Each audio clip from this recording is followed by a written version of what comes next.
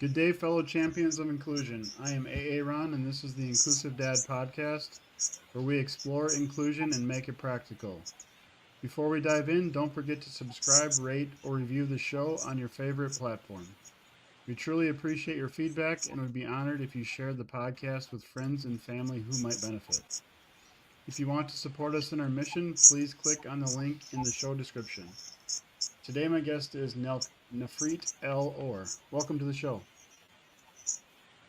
Hi, thanks for having me here. Yeah, for sure. Why don't you tell me a little bit about yourself? Okay. My name is Nefrit El-Or. I'm writer, blogger, musician, singer-songwriter.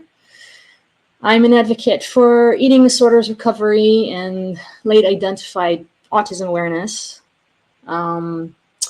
As a previously undiagnosed autistic, I spent my life feeling broken, like something was inherently flawed with me, and I found myself turning to eating disorder behaviors my entire life as a coping mechanism.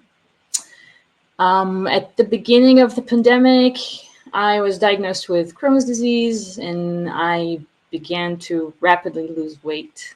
I decided to go about healing naturally, and although on paper I was clinically in remission only a few months later, at that point I was completely burnt out on the life that I couldn't do, and my eating disorder simply capitalized on the opportunity, and I quickly went downhill from there. So in 2022, after years of unremitting starvation under the sway of anorexia nervosa, I found myself standing on the brink of death. And no one was yet privy to what was really happening. At that point, everyone was just under the impression I was dying from my Crohn's disease. So then came a day that I knew that had I not come clean about what was really transpiring, my kids would be left without a mother on one of these mornings. So I had to leave my 2 young children and husband behind, and I spent 10 months away from home in the highest level of care and treatment for anorexia, where I battled for my life. And so receiving my autism diagnosis was what really helped turn the tides. It enabled me to finally begin unraveling my life and, start embarking on a transformative journey of self-acceptance. So it's like someone projected a movie of my entire life before me, but this time with subtitles on. And so without the diagnosis, treatment would have meant absolutely nothing. So I came back home full of triumph and just wanting to give back to a world that gave me. And so today I'm an advocate for eating disorder recovery and late identified autism. And I'm aiming to raise awareness for the prevalence and comorbidity between the two. And I want to use my very difficult experience to help others navigate their own journeys and find their own voice through my music and my writing. And yeah, that's just about it. And I'm now finishing a book about my journey, and I hope to publish it very soon. Thank you. So that's the gist of it. Thank you for sharing all that. So did you say, when did you get your diagnosis? Like right when you went into treatment or right before treatment? No, it was during during the treatment, and it was kind of like a ongoing process. It was first with autism, and then there's other tidbits added to it as I kept exploring this with other clinicians. So autism was my first aha moment. Sure. Explaining everything to me, everything to my family, to the clinicians that I was working with, and the most important point to myself. Yeah. So did you kind of feel like your whole life prior to that there was something going on, you just couldn't, like, nobody had told you what was going on? Is that kind of how you felt, or how did you feel? Well, I just felt like I wasn't measuring up. I felt like, I mean, who knew when I was younger who knew about autism in general. There wasn't a whole lot of information about autism, not to mention women, autism in girls and women. It was very gender biased. Even today, we still lack a lot of research. So I just felt like, I always had to try harder. Like, why can't I just get it? Other people get it. Other people just seem to be like, everything required a lot more work on my end than what I saw other people do. It just seems like people are just kind of swimming, and I had to just kind of keep on treading water the entire time. So there are other bits that elucidated this situation to me later on as I kept working with clinicians and explained more to me why. Later on, there was the other tidbit that was added to it was the 2E component, and that makes it harder to diagnose and realize there's even something going on. I just felt like something was wrong with me. I felt like I was broken, and I was like a defective product. And I didn't know why. I hated myself for the world. And so the diagnosis was what, like I said, turned the tides. And it's the first time in my life that I started giving myself grace and starting to experiment sort of with like self-love, feeling love towards myself and not just hate, straight up hate. And that is just going completely 180 degrees. And it's still a work in progress, because when you live with it your entire life and compare yourself to others and just always feeling like you're not worthy, undeserving, like full of insecurities and deficiencies, and it takes a lot to repair that. It takes a lot to for sure change direction. So did you also say that there was some connection between autism and eating disorders or something like that? Or Absolutely. happens together? Yes, it's actually very, very prevalent. From my experience, from what I learned from my experience with, for one, talking to clinicians. So I got that point of view of the medical staff. Sure. And then I got the insider view when I was in treatment. I've been in treatment for 10 months. So I talked to a lot of clients, and many of them were on the spectrum. And then I learned from reading again and talking to clinicians, it's very, very prevalent. In fact, 20% of women with anorexia are on the spectrum. And these are very, very large percentage of the population with eating disorders. It's huge. So, I kind of learned, I sort of went through, as I was writing the book, I was processing a lot, and I learned, I was trying to understand why there would be such huge prevalence, why so many people with autism have eating disorders to begin with.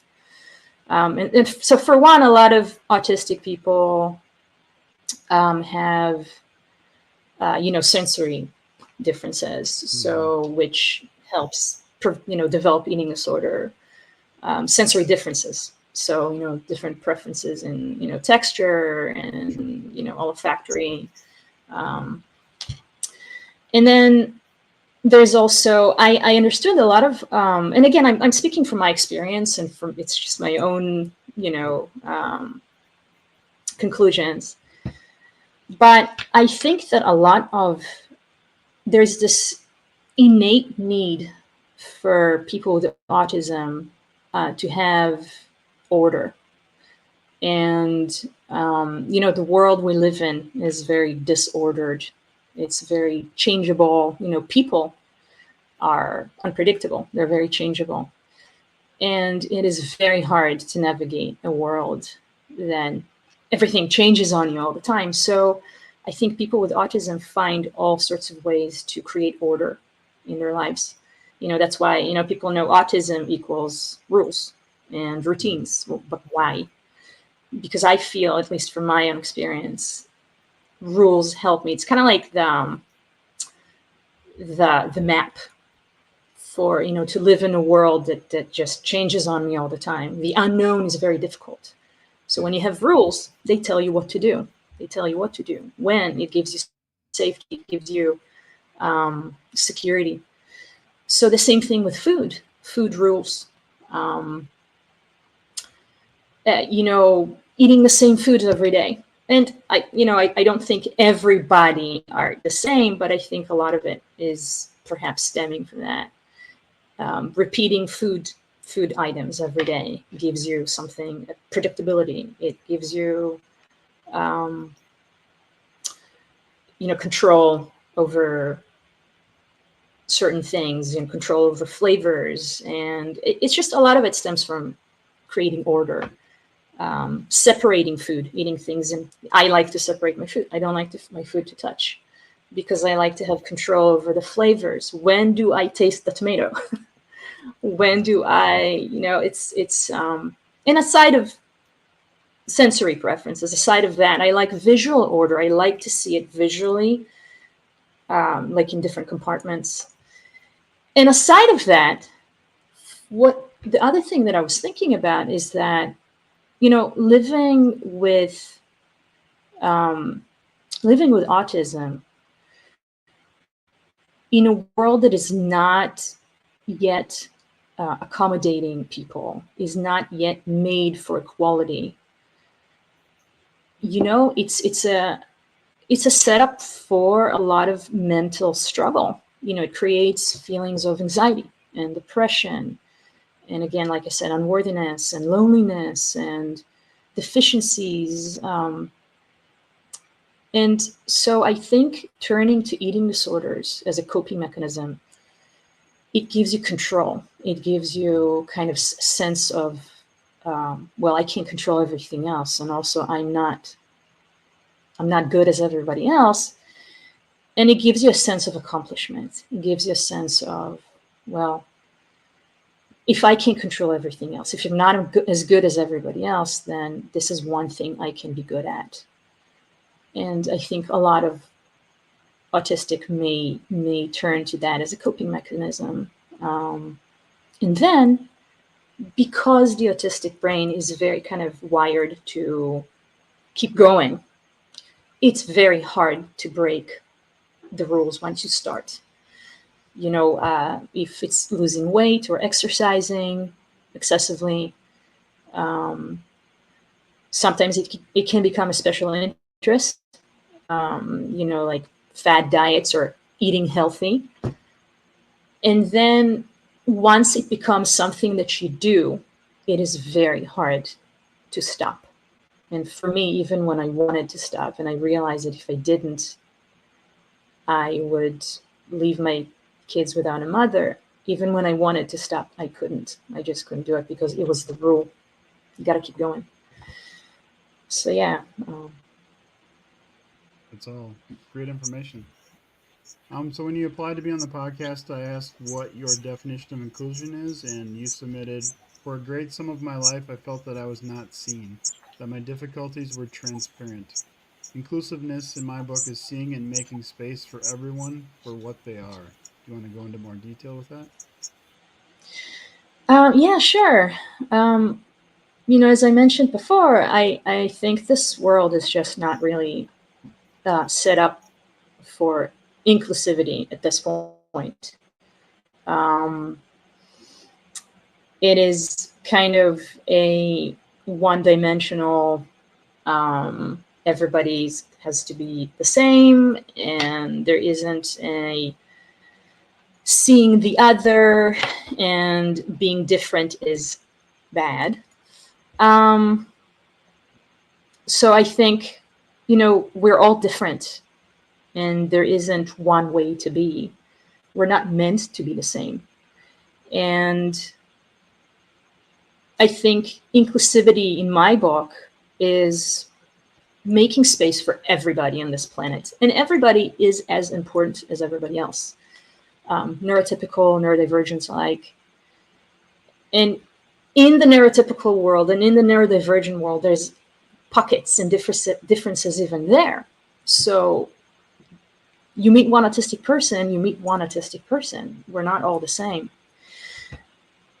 And so I really felt that in treatment specifically, how there is a vital need to make more space, more room for the neurodiverse population, especially when there is such high rates of people with eating disorders on the spectrum and just general neurodivergent. So yeah, I think specifically in the eating disorder, I mean, we need change and more accommodations and inclusivity everywhere, you know, the medical fields and schools and everywhere. But I can speak from my own experience, specifically in treatment. Yeah, that's great. Thank you for going into more depth. So when you were growing up or before you were diagnosed with autism, I mean, did you feel like kind of you were an outsider? Were you included in some aspects at all, or how did that go? Yeah, I think, you know, I experienced a lot of my difficulties when I was young, elementary, middle school, high school. Um, I remember a lot of kids um, making fun of me and taunting me, and I learned to kind of silence myself and keep my thoughts to myself. You know, I would say things that were not in the right time, and I was just like, you know, I wanted to say things, and it was in my head, and I was just everything came out. And I was very inside my head, and I was very self-aware. And I think my struggles were internalized; they were inside. And I think, you know, when you I don't want to use the term high functioning, low functioning, because it's very damaging.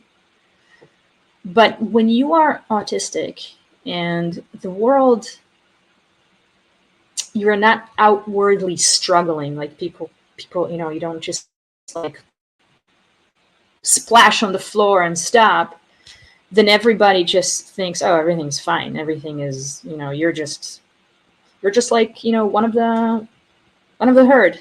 And inside, you're really, really struggling. And so I taught myself how to pay attention. I taught myself the art of conversation. There are certain things to say. There are certain things not to say. There are pauses you need to take, and you got to ask questions, you know. And so I became a very, very astute observer of human, and I learned how to play the part. But inside, things were very, very hard for me. I knew that if I let myself be authentic, and, you know, I learned to mask. And that's one of the problems that people with autism have to learn to mask. It's a survival thing. And so if I was just authentically me, society wouldn't accept me. You know, they would, I felt that I was stupid. I felt I didn't belong. I felt that I, you know, said the wrong things at the wrong time.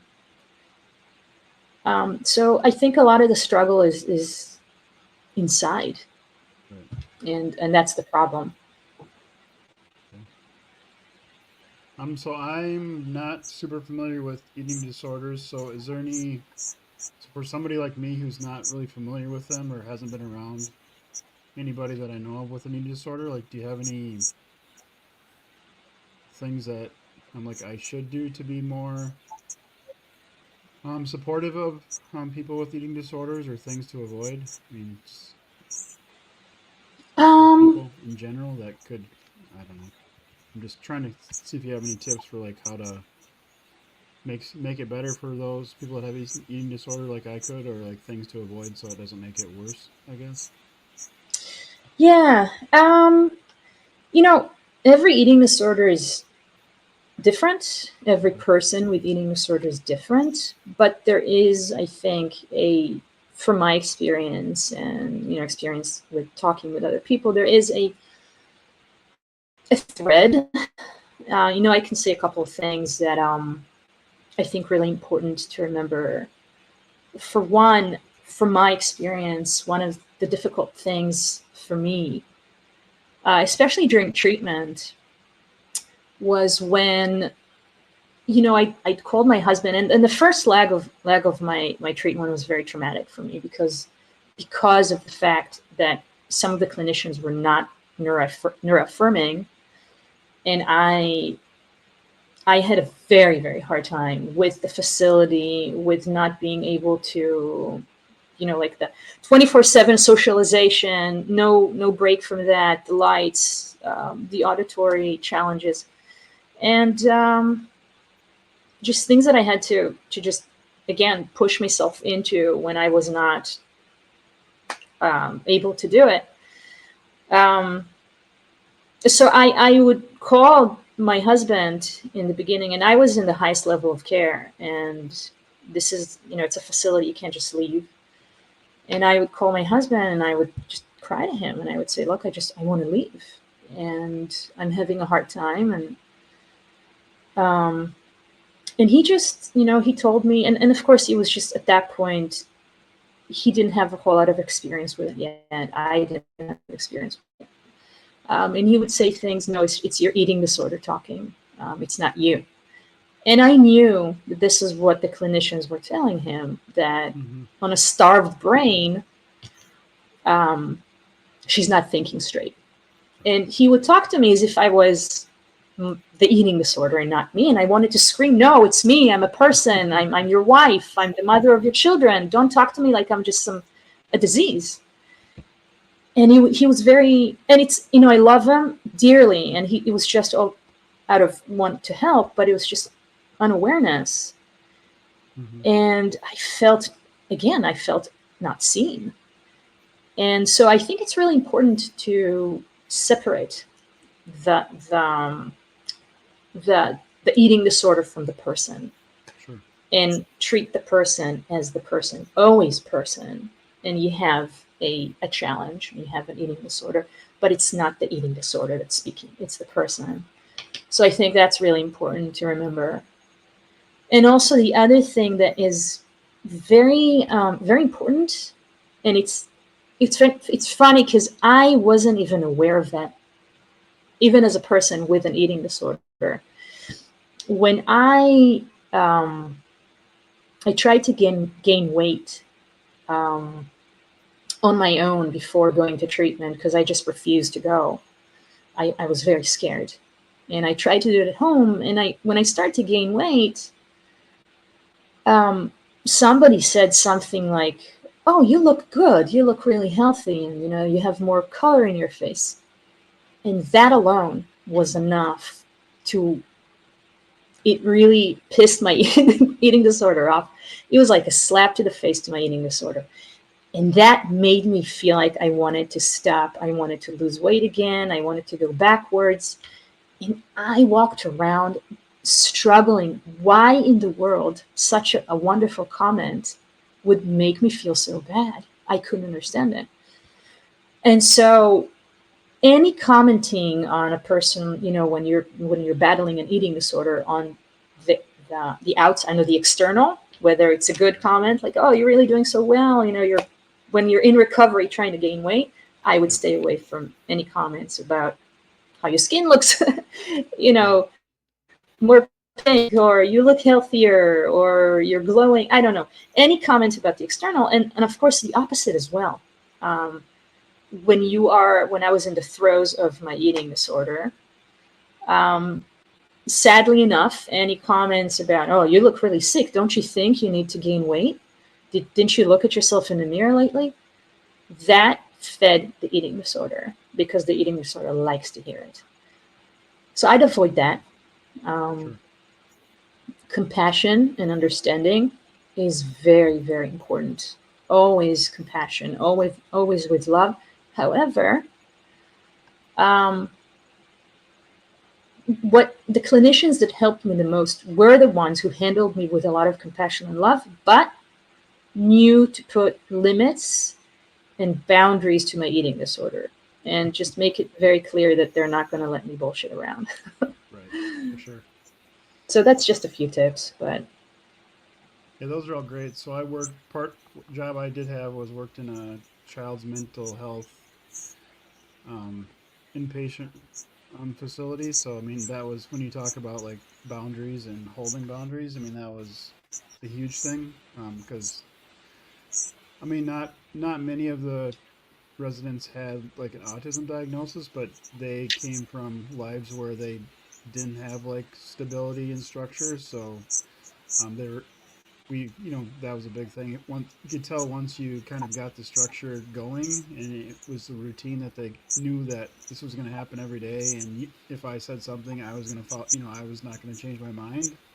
First of all, it doesn't go well because they don't like that, so they want to push up against it. But once there's many times when the kid would leave, they'd be like, I didn't like you at first because you held your boundaries and stuff, but like I appreciated you doing that because I've never had anything like that in my life before, so that kind of makes sense to me for sure. Like, and you have to be a little tough and hold boundaries, and it you push against it. But I mean, most people, I think, a number of people like that. Being able to figure out like if I do this, this is what's going to happen, or I get each day is like this, so it's good. It's a good reminder for sure. yeah, absolutely. I think that it's kind of like, like children. Yep. They need boundaries. They need Yes. clarity. They need their parents to say, no, you cannot do this right now. Yes, you can do this right now, because it Yep. makes For them sure. feel safe. It makes them feel Yep. like there's somebody got their back. Yeah. For sure. So when somebody's setting boundaries like that with compassion, Yep. I felt like I can just let go, and they're Yep. gonna hold me, because I couldn't hold myself at that point. I couldn't do it for myself. Yeah. Another comment I had is you talked about talking about like how you look, I mean how somebody perceives like your weight or health related to that.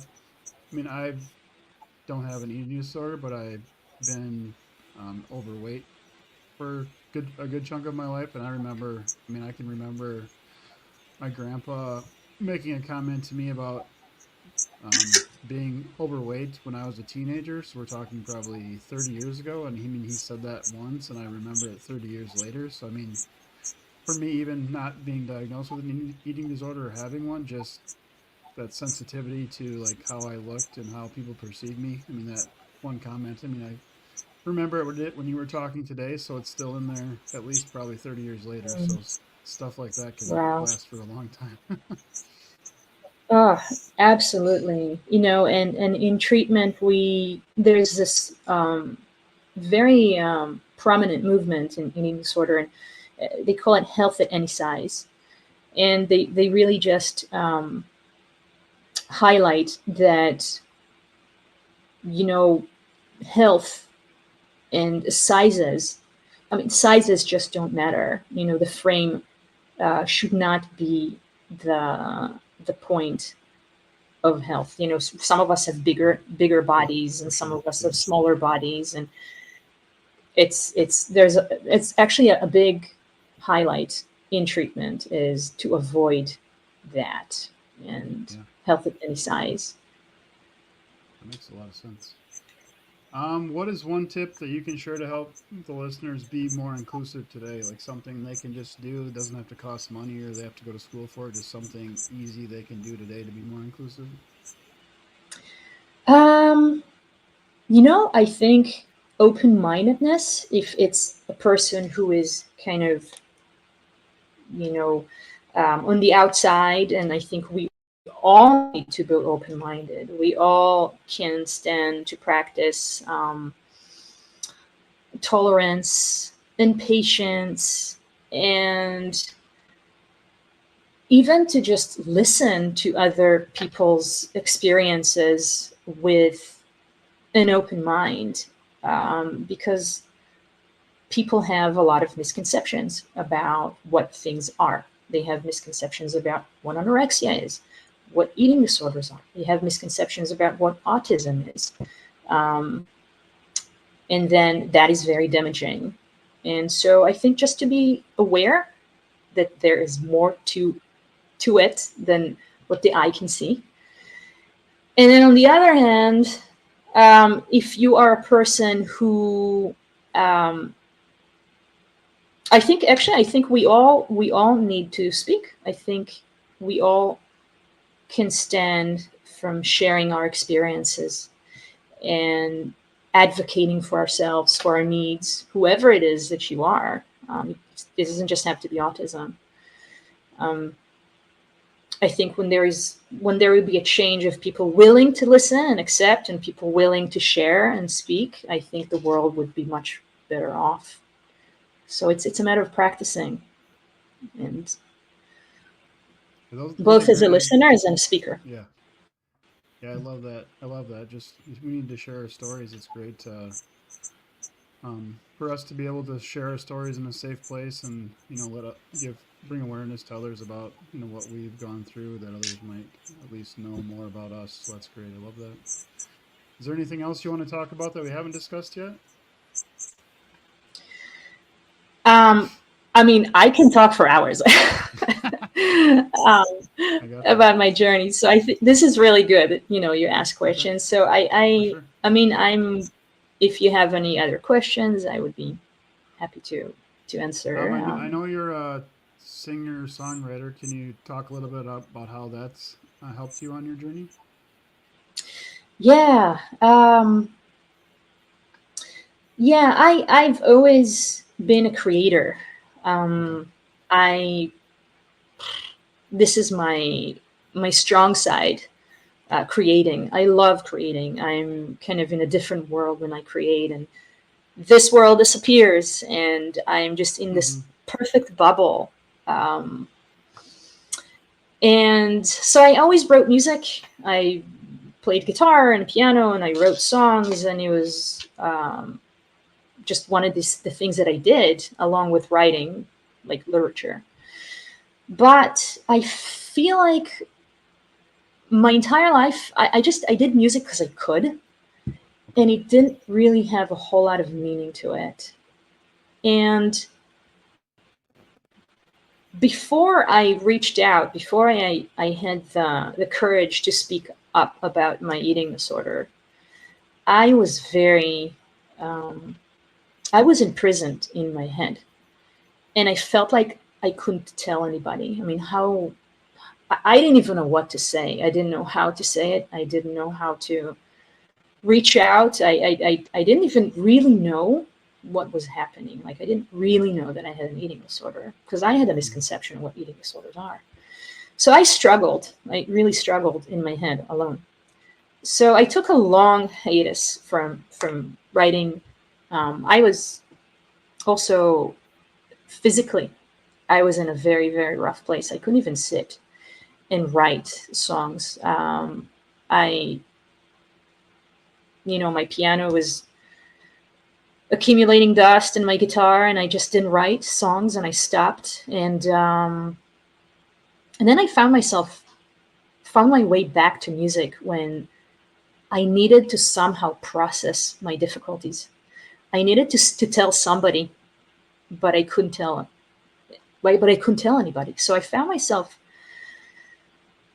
when I was getting better from the Crohn's, I found myself able to finally make my way back to writing again. And I started writing songs about my struggles. And the first song that I wrote is called Echoes. And I knew that I was on my way out. I knew that I was dying in the most inward level, I just felt it in my bones, and I didn't know how to stop. And so I had to write. I had to write a song. I had, through the song, process this, and I wrote the song about. I wanted to write the song about apologizing to my daughter for leaving her.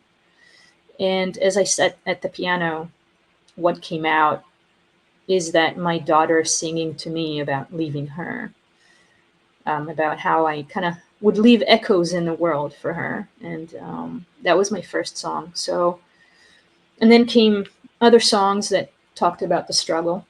I wrote another song called Parasite, which, it's kind of, the name speaks for itself. The eating disorder, I saw it sort of like a parasite. It's just clings on to you. And some other people told me it doesn't have to be just an eating disorder. It's anything kind of plagues your mind that you're struggling with. Yeah, so my songs were a huge medium for me to process and come to terms with things, and they really helped me out. And I'm hoping it's going to help somebody else. Yeah. That's great. I got one more question to you before we go. You ready? Sure. Do you like spam? Yes or no? Oh my gosh. To be honest, Aaron, I never ever had it in my life. Never had it? But now, that's the next thing I'm going to have to try. Okay. Then you're going to have to let me know. Okay? I'm going to have to like it or shoot not? you an email and be like, Yeah. oh, that was like the best thing in the world.